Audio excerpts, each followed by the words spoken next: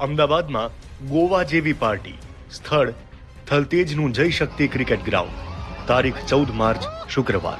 ધૂળેટી સેલિબ્રેશનમાં Bollywood actress Shivangi Saxena centre of attraction હતી. 10 થી વધુ DJ artist, rain dance, water balloons અને વાઇબ્રન્ટ કલર્સ.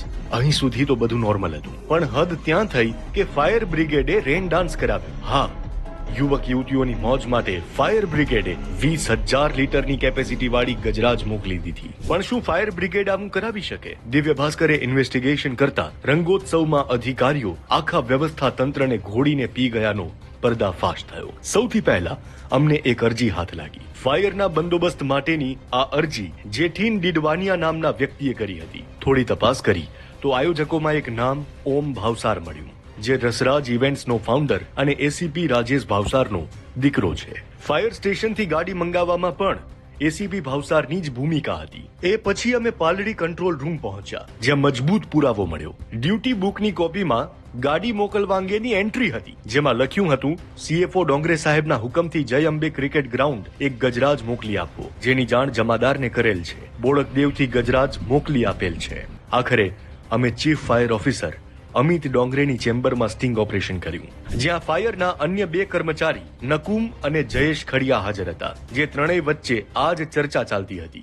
મેં એ જ કીધું સાહેબ એમને કે તમને જબરદસ્તી કીધી.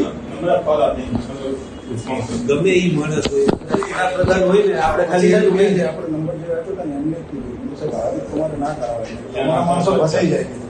અહીં અમે ચીફ ફાયર ઓફિસર અમિત ડોંગરેને જ સીધો સવાલ પૂછ્યો. બોડકદેવથી ગાડી ગઈ હતી, કોનો મેસેજ હતો કે ગાડી મોકલવી હોય, કોનો આદેશ હતો?